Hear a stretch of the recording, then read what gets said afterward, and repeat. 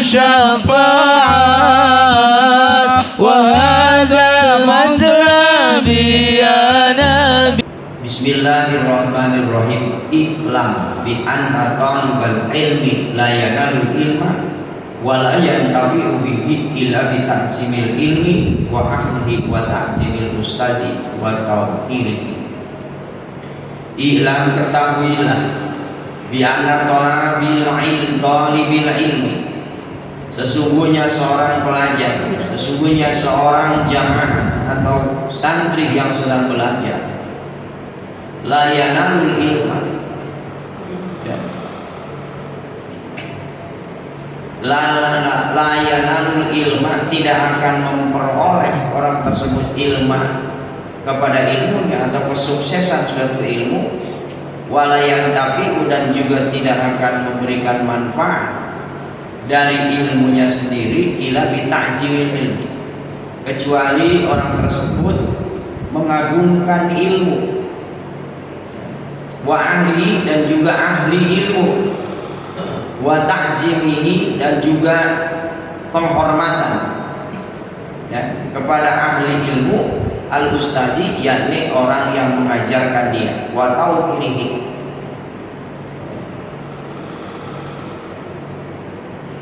secara huruf tidak banyak, cukup kita mengetahui sesungguhnya seorang yang akan berhasil ilmu, memperoleh ilmu yang sukses. Di sukses itu bukan hanya sekedar paham, balik bisa baca kitab, pulang dari pesantren pinter ceramah, ya, belum tentu orang ini sukses. Dia punya ilmu. Saya punya guru Ki Abdul Hamid namanya. Beliau itu nggak pernah undangan ceramah kemana. Dia itu jarang isi rutinan-rutinan di masjid-masjid. Beliau istiqomahnya ngajak santri terus. Benar-benar istiqomah ngajak santri. Gak pernah ada waktu yang diliburkan karena untuk urusan duit, urusan dunia. Oh, libur sekarang kayaknya lagi ceramah di mana? Lagi ada acara apa? Beliau istiqomah karena beliau sendiri guru santri dan mengajarnya pun sendiri, tidak banyak orang. Sehingga orang bertanya-tanya tentang kealiman beliau, karena jarang sekali mendengar ceramah beliau, kecuali beliau bolak-balik terus membaca kitab di depan santri, mengulang-ulangnya, menjelaskan, dan akhirnya orang sekarang baru menyadari bahwa kiai ini termasuk kiai sukses karena banyak murid-muridnya, alumni-alumninya menjadi orang besar. Sekalipun gurunya itu tidak seperti santri-santrinya sekarang. Ya, dalam artian di setiap pelosok ada yang jadi, lalu di pelosok tersebut semua santri-santrinya yang berhasil tadi bisa memberikan manfaat. Kita pun belum tentu menjadi orang yang sukses, ya. Karena orang bijak mengatakan orang sukses itu yang bikin orang lain jadi sukses. Kita sekarang bikin anak kita sukses atau belum? Kan belum terlihat, ya. Walayan tabi'u, dan tidak manfaat illa bita'jimil ilmi, kecuali menghormati, mengagungkan ilmunya. Di sini ditambahkan wa ahli, dan ahli ilmu, wa ta'jimil ustadi, ya, ta'jim kepada gurunya. Qila ma wasalla man wasalla illa bil hurmah, ada dikatakan tidaklah akan mencapai sesuatu hal seseorang yang telah menggapainya kecuali dengan mengagungkan hal tersebut. Rata-rata Santri-santri yang berhasil itu yang betul-betul takjimnya bukan direkayasa kepada guru, benar-benar takjim, bukan hanya sekedar guru lewat di depannya dia menunduk lalu ketemu salamannya ulang-balik ya. Wa masaqata man saqata illa bitarkil hurmah wa tajim. Tidaklah akan gagal seorang yang telah gagal kecuali ia telah mengabaikan rasa hormat, menganggap sepele kepada guru yang mengajarkan ya. Menganggap dirinya lebih mulia daripada gurunya. Wa qila hurmatu khairun min ta'ati. Dikatakan juga kemuliaan sesuatu hal itu lebih baik daripada patuh. Memuliakan sesuatu, contoh ya, orang benar-benar takjim sama gurunya ya Allah. Tapi kadang-kadang dia sendiri saking hormatnya kepada guru, saking takjimnya kepada guru ya, ketika dia banyak diperintah sama gurunya untuk melayani kebutuhan-kebutuhan gurunya, kadang-kadang sering dia tinggalkan waktu ngaji karena untuk takjim kepada guru.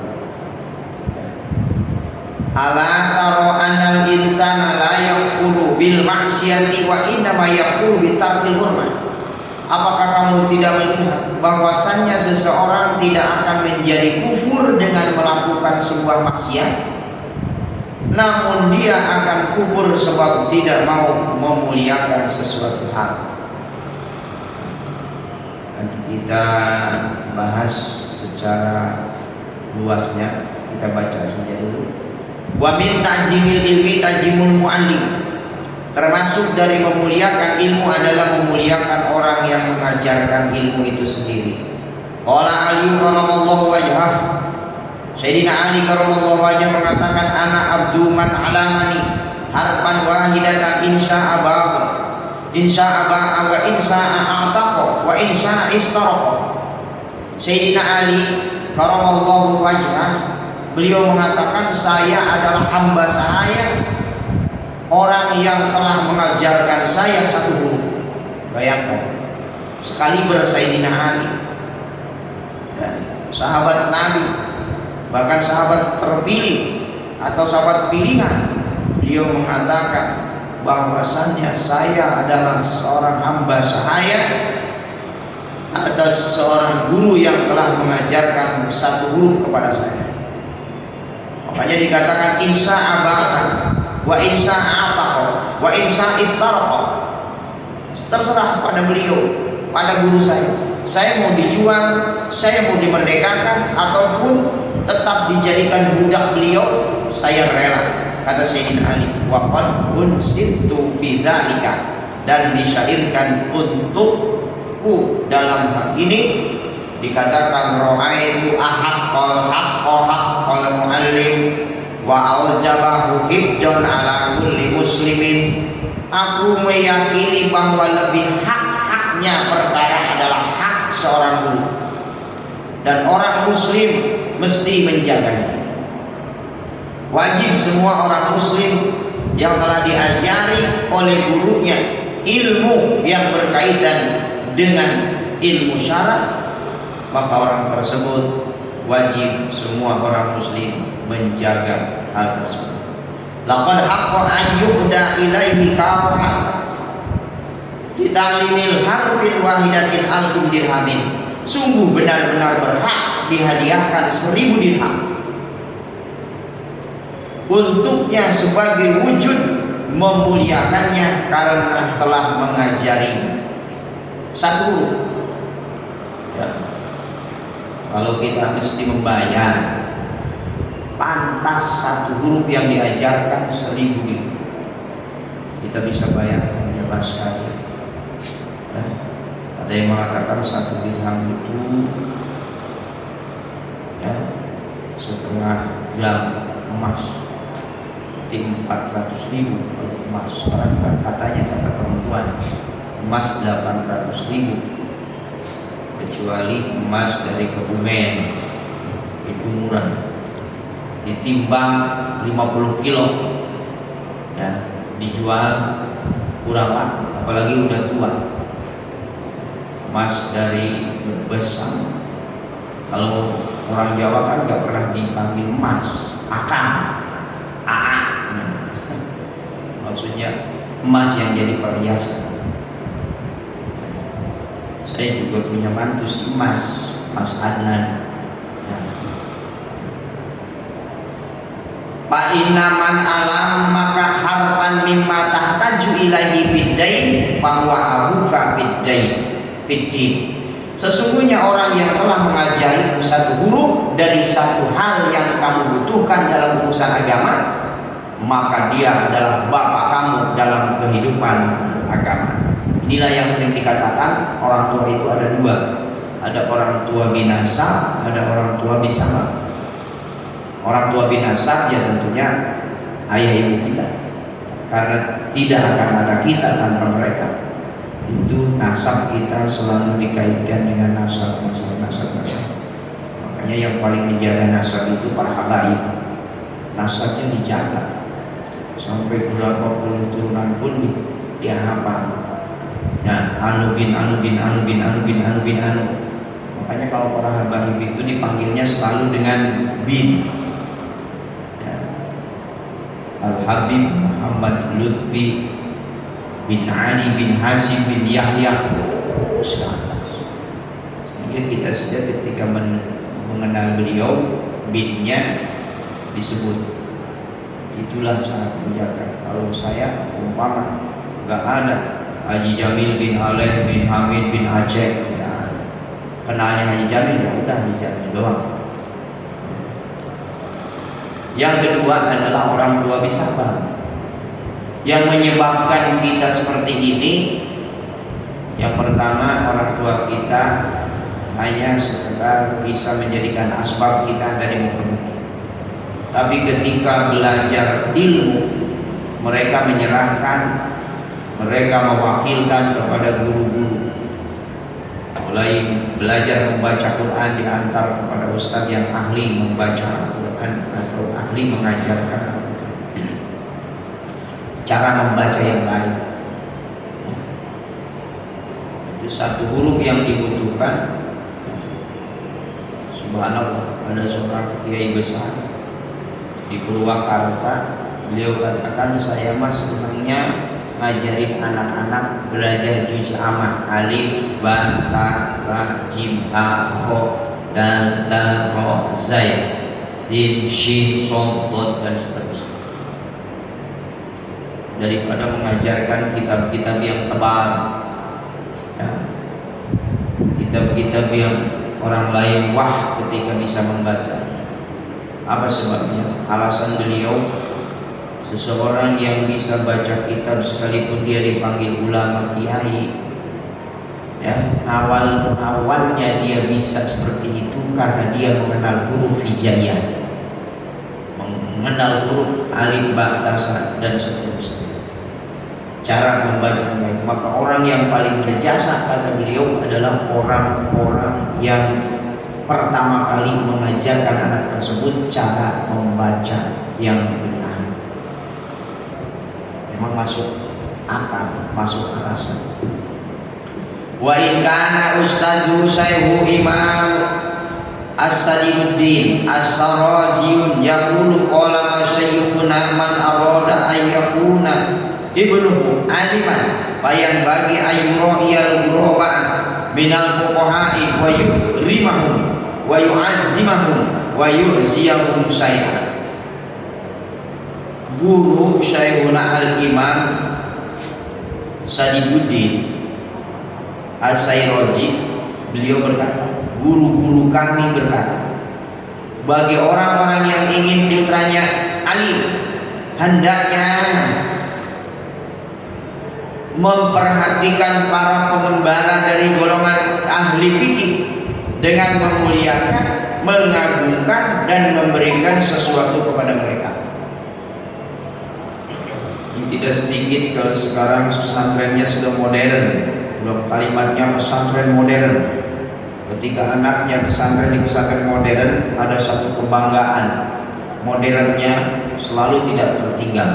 Alhamdulillah anak saya pesantrennya di pesantren modern, kan? Sehingga jadi kebanggaan. Di rata-rata kalau orang yang nyantrenin anak di pesantren modern itu kadang-kadang sama kiainya aja nggak pernah ketemu. Begitu pendaftaran ketemunya sama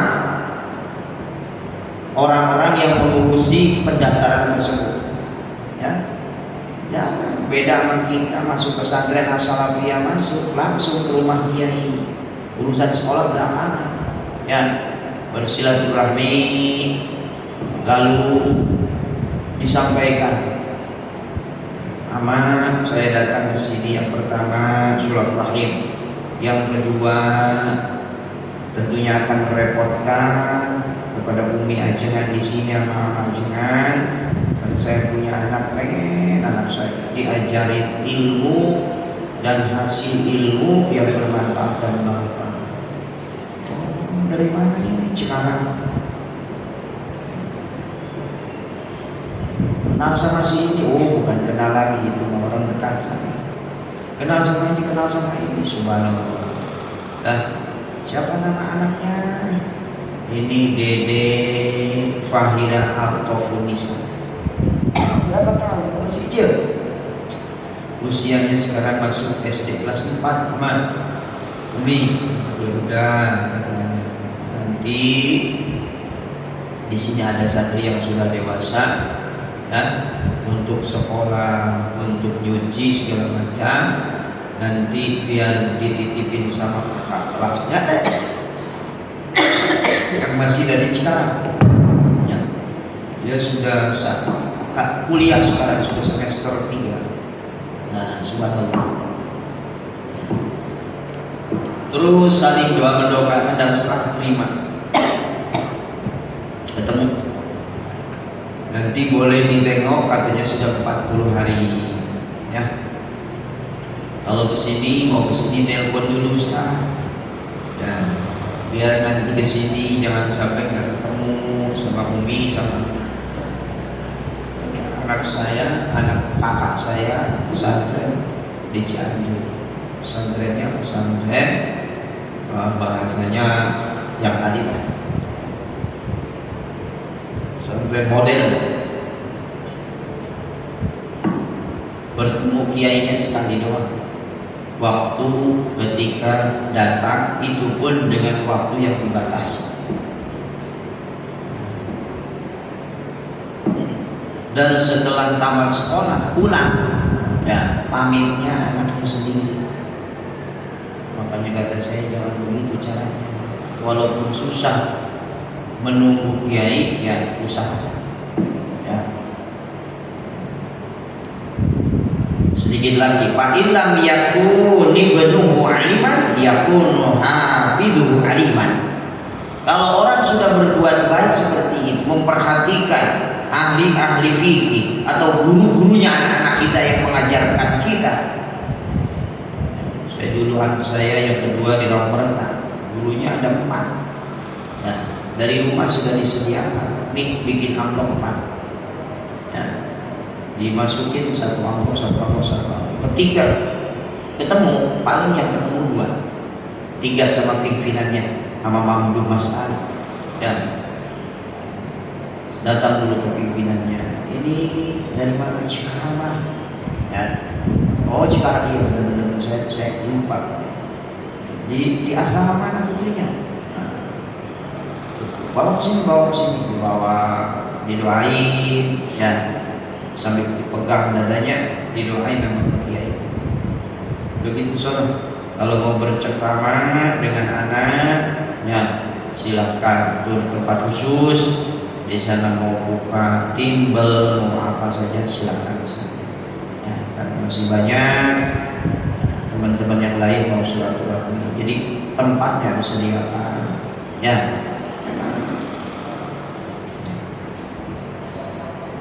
Dijanjikan fa illam yakun ibnu wa aliman yakunu hafizu aliman.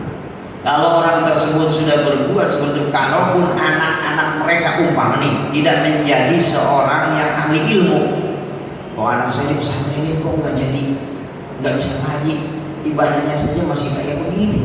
Sedikitnya nanti setidaknya akan disusul cucu-cucu guru mereka lah. Yakunu hafidhu waliman, maka nanti kelak kalau tidak anaknya berhasil, maka cucu-cucu mereka lah yang kelak akan menjadi seorang alim. Nah, kadang-kadang nengok anak kiainya malah ya nyamperin, ya sengaja anaknya suruh keluar nyamperin. Nah, ini kurang adab. Ya, nanti kalau seandainya keberkahan tersebut tidak sampai kepada anak kita atau cucu kita, ini jangan salahkan siapa-siapa. Apa sih maksudnya takjim dan berkah? Terdapat sebuah keterangan dalam kitab ini di mana seorang murid tidak akan mendapatkan ilmu serta manfaat dari apa yang telah dikajinya kecuali jika selalu dibarengi dengan rasa hormat terhadap ilmu yang sedang dikaji, yang sedang dipelajari, juga guru-guru yang telah mengajarinya. Anjuran tersebut memang tidak ada salah, hanya saja dalam metode penyampaian sangat membahayakan bagi para pembaca, karena di situ terdapat pencampur adukan antara mitologi dan juga moralitas. Bagaimanakah seseorang dengan menghormat guru bisa mendapatkan ilmu yang bermanfaat kalau tidak dibarengi dengan ngajinya? Ya. Bermanfaat atau tidak suatu ilmu itu tergantung kepada si murid itu sendiri, bisa memanfaatkan ilmunya ataukah tidak. Ya.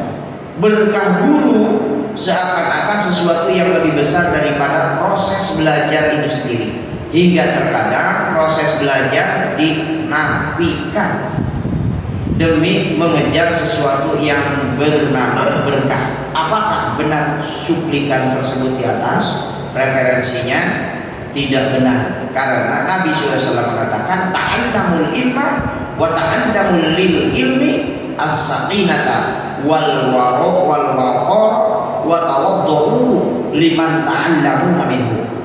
Belajarlah ilmu kalian semua, pelajarilah ilmu itu dengan tenang dan khidmat, ya, dan rendahkan dirilah kamu semua kepada orang-orang yang mengajarimu. Jadi bukan berarti seluruhnya hidup ini diabdikan untuk guru, tapi di pesantren nggak pernah ikut ngaji. Kalau ngajinya tertinggal karena melayani guru, itu masih ditolerir. Tapi kalau selamanya nggak pernah ngaji, nanti ujung-ujung ya pulang jadi kiai, ini juga tidak bisa masuk akal. Ya, kecuali orang-orang terpilih yang dikasih ilmu laduni, ya itu kan haknya Allah. Ya, tapi kalau kita mesti ada proses hidup itu syariat, hakikatnya Allah. Ya, tetap ngikut ngaji. Seperti saya dulu, kayak orang pesantren, padahal kalau dilihat secara kenyataan sebetulnya tidak pesantren. Nah, kalau pesantren kan orang setiap bulan dikirim buat makannya, buat jajannya, buat gurunya. Kalau saya kan enggak, dikirimnya cuma seberas-berasnya doang. Tuh beras mau jadi nasi kayak kagak, kayak mau dimakan berasnya kayak. Ya, saya itu lebih banyak, kalau bahasa orang sini bujangannya kiai, karena kiainya banyak kambingnya, banyak sapinya, banyak ternaknya, dan saya adalah orang yang tukang ngurus itu. Tapi setiap waktu ngaji saya tidak pernah ketinggalan, nggak pernah ketika datang waktu ngaji saya nggak ikut ngaji, tetap saya ikut ngaji. Saya ikut ngaji terus, karena beliau mengatakan dulu juga akan ke pesantren itu sebenarnya nganter temen namanya si Obay. Si Obay supaya betah di sono diantar nih sama akang. Ya, ke daerah Garut. Nah, di daerah Garut itu kiainya senang ngingu muda, domba Garut. Nah, ketika akan nemenin si Obay tadi 1 minggu, ya, akan mencoba mendekati guru dan mengikut mengurusi budaknya guru, ngasih makan kambing dan seterusnya. Akhirnya saya ditanya, padahal saya nggak kenal sama dia. Ditanya sama kiai, kamu siapa? Orang mana? Saya katakan saya temannya Oba yang kemarin diantar ayahnya. Saya suruh nemenin barang sehari 2 hari atau seminggu lamanya, biar Obanya betah dulu karena nggak ada temennya. Oh, kamu kok nggak ikut pesantren? Aduh, kalau saya harus ngomong, bapak saya itu tukang menjalin batu. Jangankan untuk pesantren, ya, buat makan sehari-hari saja saya sering bantuin orang tua saya. Kamu mau pesantren? Sebenarnya mau, kepengen pesantren. Udah gini aja, ya. Kamu tinggal sama AA kalau bahasa Sorokan. Kalau ke daerah Banten panggilnya ke kiai itu abah, ya. Kalau ke daerah ini ama Ajengan, ya, dari Pleret ke Sukabumi, namanya ama. Ada juga yang manggilnya AA, ya. Dan seterusnya, itu panggilan-panggilan satu daerah. Nah, itu diantaranya. Ini diantaranya. Jadi berdasarkan apa yang dikatakan Nabi, belajar ilmu lah kalian semua, pelajari ilmu dengan tenang dan khidmat. Ya. Makanya anak itu kalau belum betah di pesantren, jangankan ngaji tenang hikmah, pengennya kabur mulu. Ya, apalagi zaman sekarang ya, mudah sekali orang tua mengetahui ketika anaknya belum betah di pesantren. Karena selalu memantau melalui HP, bagaimana kiai, bagaimana ustazah, anak saya. Kalau saya kemarin istri mau video callan saja, saya larang. Jangan, anak di pesantren jangan suka video call. Sebentar telepon, sebentar telepon. Lihat, anak yatim yang sering ditengok emaknya pasti sebulan 2 bulan pengen pulang. Itu mengundang rasa tidak betah. Oh, anak kita atau gurunya, kiainya, kalaupun anak kita sakit nanti juga telepon kalau parah. Ya, udah biarin. Jadi anak video callan dan nangis. Mama kapan kesini? Ditanya ke sono pengen ikut pulang. Itu penyakit. Ya, dengan hikmah dan rendah hatilah kamu semua kepada orang yang mengajarimu. Artinya hormat.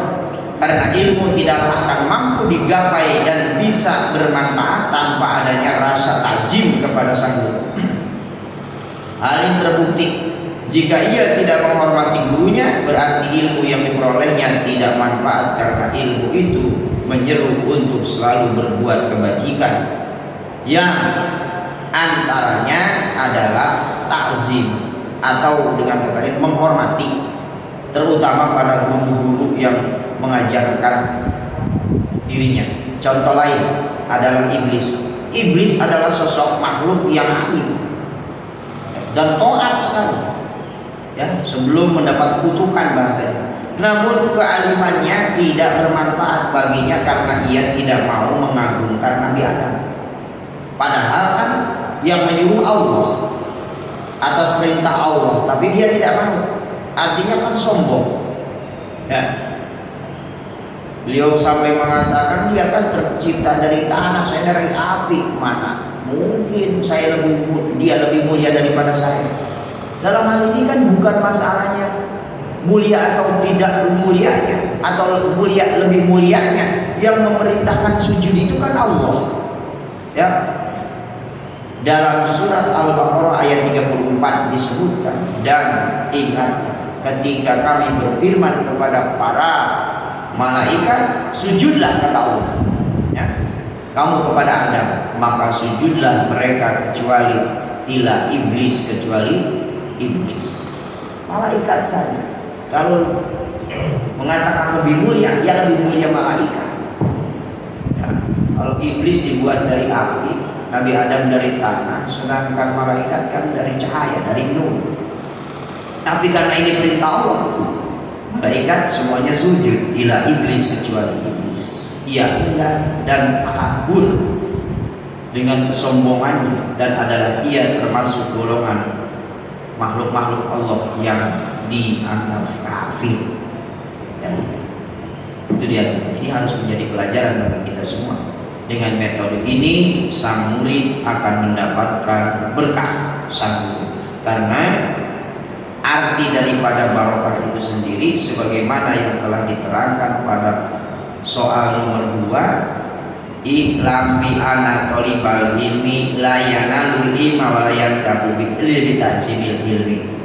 Ya, dijelaskan tadi bagaimana seorang akan berhasil keilmuannya, ya, kalau dia mengagungkan ilmu dan ahli ilmu. Itu dia. Nanti ada ta'zim, ada barokah. Apa sih artinya barokah? Kita lanjutkan di pertemuan yang akan datang, ya. Karena berkah itu sendiri dikatakan dalam hadis Nabi, al barakatu ziyadatul khair, tambah-tambah kebajikan, ya. Jadi orang yang paham ilmu lalu dia mampu mengamalkannya, ini sudah bagian daripada barokah. Jadi tidak sedikit orang yang belajar tanya sana sini, ya, tapi dalam pelaksanaannya terus, ya, terus, ya. Bahkan belajarnya hanya untuk menjadi tolak ukur atau perbandingan, ya, dari guru ini. Sedangkan untuk melaksanakan daripada apa yang dia pahami jauh, ya. Makanya orang yang paling hebat itu adalah orang yang sudah paham ilmu dan juga istiqomah dalam mengamalkan ilmu. Istiqomah ini kan susah, ngomongnya sih mudah banget, istiqomah. Terakhir saya sampaikan sebelum ditutup, ya, ada satu kisah dalam kitab Bukutul Ujen. Ada seorang perempuan solehah dan dia istiqomah dalam mengamalkan satu kalimat, yaitu Bismillahirrahmanirrahim. Apapun yang akan dia kerjakan, kalau itu merupakan satu kebaikan, pasti dia awali dengan Bismillah, ya. Keluar rumah Bismillah, keluar rumahnya Bismillah, datang, ya, pulang dari rumah, masuk, buka pintu Bismillah, buka lemari Bismillah, mau masak Bismillah, mau nyetrika Bismillah, mau nyuci Bismillah, mau ngepel Bismillah. Cuma punya lakinya munafik, ya, mama kerjaannya Bismillah mulu. Aku ragam kalau bahasa orang Sundanya, dengar mama kamu Bismillah mulu, ya. Pada suatu saat suaminya ini akan mempermalukan istrinya. Habis gajian ngomong, "Ma, ini gaji pegang semua mama, taruh, simpan baik-baik sama dompetnya, taruh sama istri." Istrinya menerima duit tadi Bismillahirrahmanirrahim.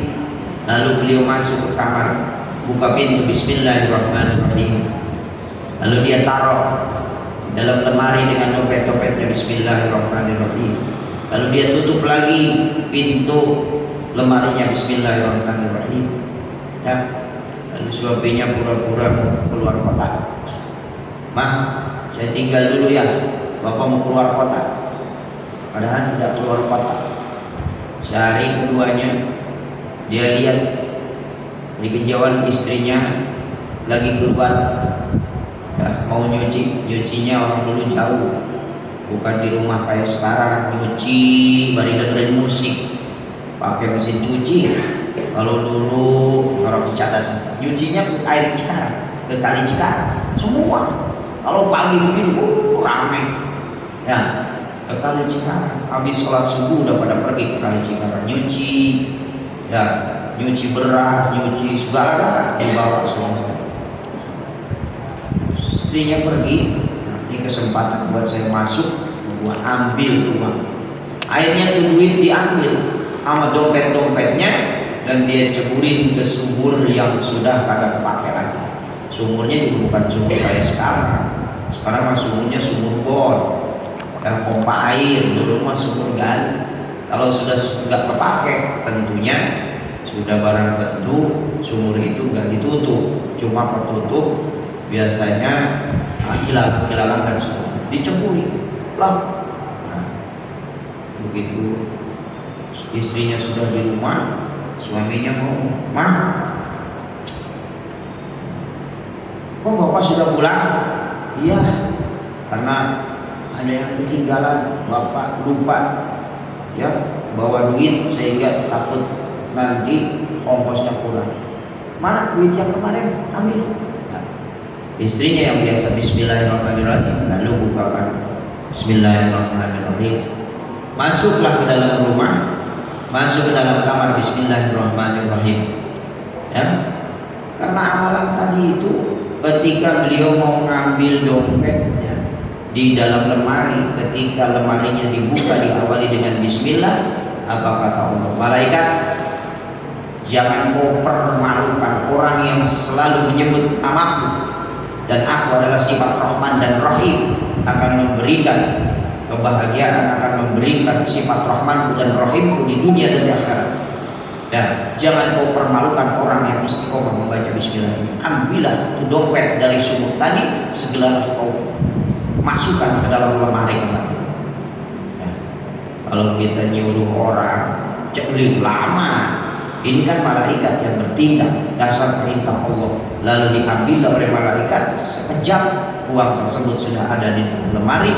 Ketika tangan istrinya mau mengambil dompet tersebut sudah ada dalam lemari. Lalu dikeluarkan dompet tadi, lalu disodorkan kepada suaminya. "Nih suami tercintaku, uang yang kemarin kau titipkan kepadaku sekarang kau kembalikan kepadamu." Subhanallah, suaminya tidak bisa ngomong kecuali hanya termenang. Bengong, kok bisa terjadi? Ini kan benar dompet yang kemarin saya ambil, yang saya cemplungin ke dalam sumur, tapi kenapa ini ada di tangan istri saya? Kapan dia ngambilnya dan siapa yang memberitahu bahwa dompet tadi sudah dimasukkan ke dalam sumur tadi? Subhanallah. Nah, inilah seorang wanita yang istiqomah membaca bismillahirrahmanirrahim, di dunia saja sudah dibuktikan kemuliaannya. Nah, kita pun biasakan istiqomahkan dalam sesuatu. Diri kita ada yang istiqomah. Kalau saya tinggal Ustaz sudah istiqomah puasa Senin Kamis, hebat. Tapi saya masih malas-malesan kalau sholat sunnah. Ya, alhamdulillah Ustaz kalau puasa saya resikonya lemes. Ya, tapi kalau untuk ibadah-ibadah yang sunnah, mulai daripada sholat duha, sholat isra, ya, qobliyah zuhur, ba'diyah zuhur, qobliyah asar, semua sunat-sunat yang berkaitan dengan sholat sudah saya istiqomahkan, alhamdulillah. Ya, saya istiqomahnya Ustaz sedekah, monggo. Harus yang ada yang istiqomah dari amalan kita.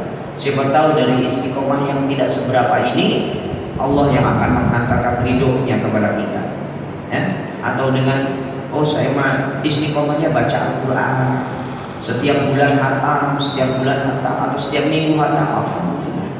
Kita berarti kan punya satu amalan yang mudawamah, yang ada harapan dari amalan tadi, walaupun itu hukumnya sunnah, insya Allah.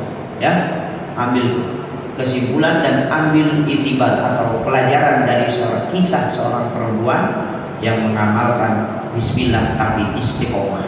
Itulah istiqomah. Mudah-mudahan khususnya kita semua jemaah Nur, ya, baik yang sudah rajin ngajinya senantiasa terus diistiqomahkan. Ya, jangan sampai ketika kita ngaji kemana-mana kita datang, giliran ngaji di masjid sendiri, ya harusnya di masjid sendiri dulu. Contoh FKDKM itu mengapa datang ke masjid tujuannya tadi supaya menghidupkan masjid tersebut, dan masjid tersebut kembali menambah kehidupan kemakmuran masjidnya dengan mengadakan kajian ilmu. Jadi bukan hanya 1 minggu sekali kita ngaji, ya bisa jadi ibu-ibu hari Sabtu pagi ya bapak-bapak hari Minggu pagi, ditambah lagi dengan taklim-taklim yang lain, ya itu dalam rangka innama ya'muru masajidallah man amana billah.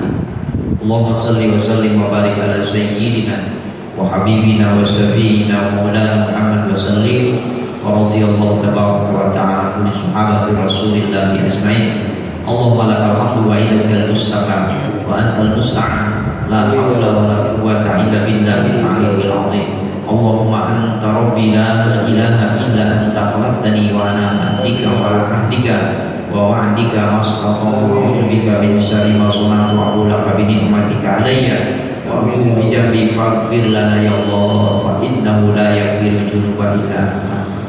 Allahumma salimna wal muslimin wa afina wal muslimin wa hafadna wal muslimin wa qina wa iyyahum sharra sahibi dunya wad din. Allahumma anfa'na al-wala wal wala wal waba wal fahsha wal munkar wal baghi wa su'i wal munkaribat wa sadaid wal mihan wa tuhara minhum wa batan min balali akhis wa min hudan innaka ala kulli syai'in qadir. Rabbi habli minas salihin, Rabbi habli minas salihin, Rabbi habli minas salihin wa salihat. Rabbi ja'al muqimas shalah min dzurriyyati rabbana wa taqabbal du'a. Rabbana hab lana min azwajina wa dhurriyyatina qurrata a'yun waj'alna lil muttaqina imama. Rabbana atina fid dunya hasanah wa fil akhirati hasanah wa qina adzabannar. Wa sallallahu ala sayyidina Muhammadin wa alihi wa sahbihi ajmain walhamdulillahi rabbil alamin. Wallahu muwaffiq ila aqwamit thoriq. Assalamualaikum warahmatullahi wabarakatuh. Ya